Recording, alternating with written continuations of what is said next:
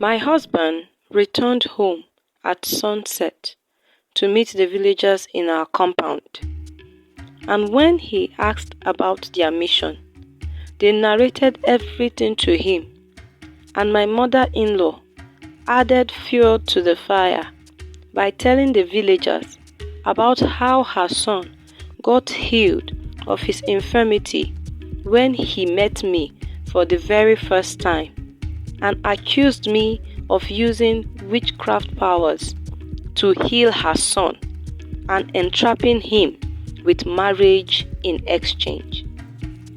My husband Haruna supported all that his mother said, and even exposed the fact that I had experienced a red moon cycle during my monthly period. That straw broke the camel's back as the angry villagers descended on me and started beating me up.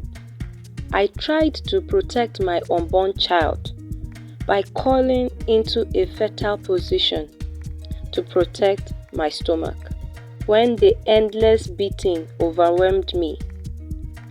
I cried out in anguish and pleaded with the villagers to spare my life because I was pregnant with my first child.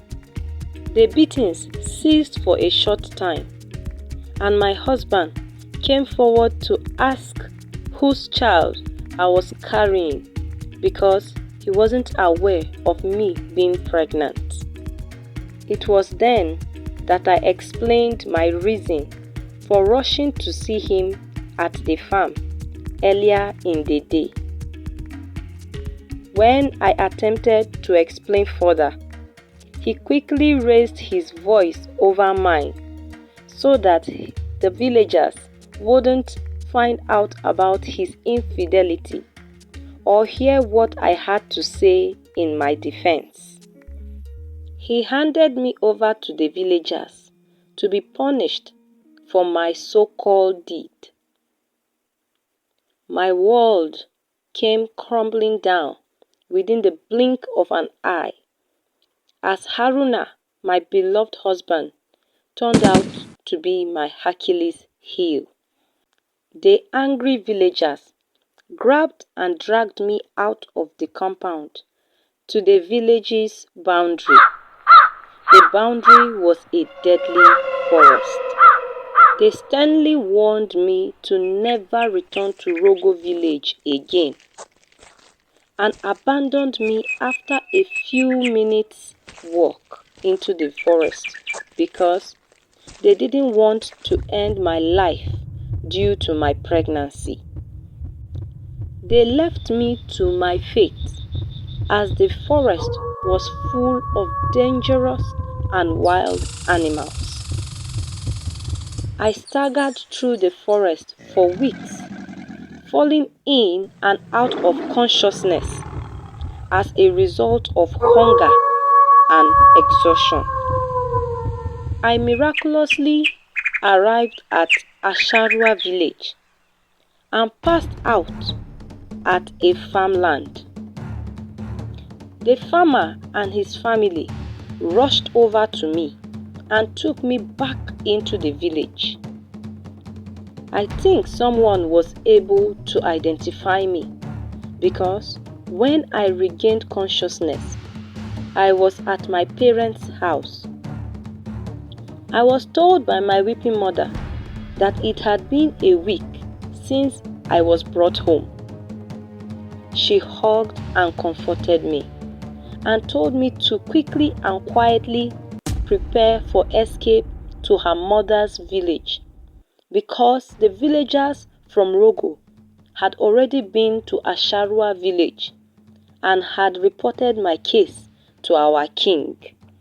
She said the villagers of Asharua had already been to our home countless times on the instructions of the king and were waiting for an opportunity to end my life.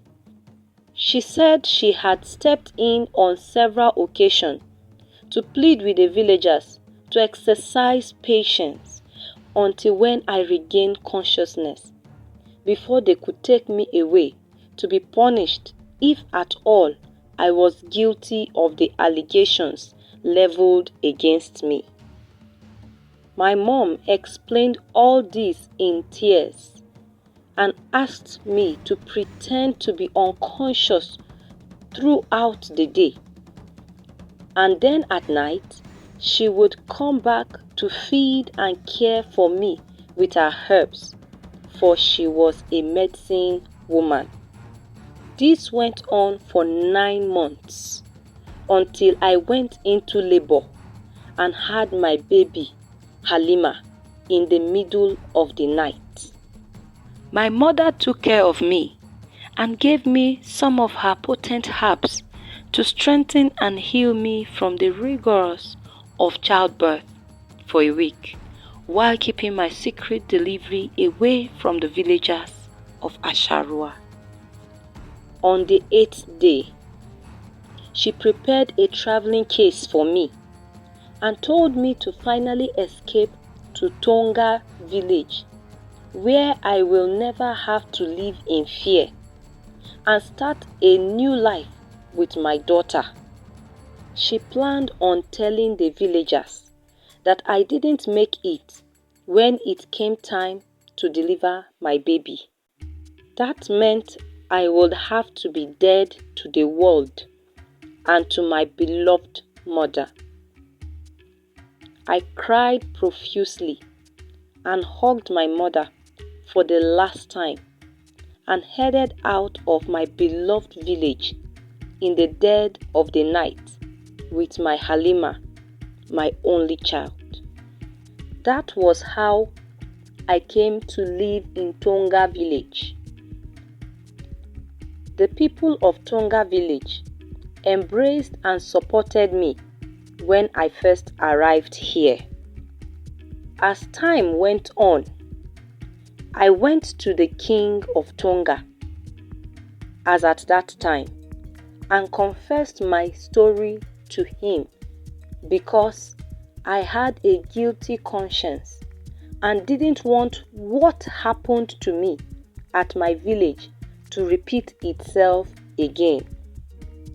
The king did not condemn me and promised to keep my secret.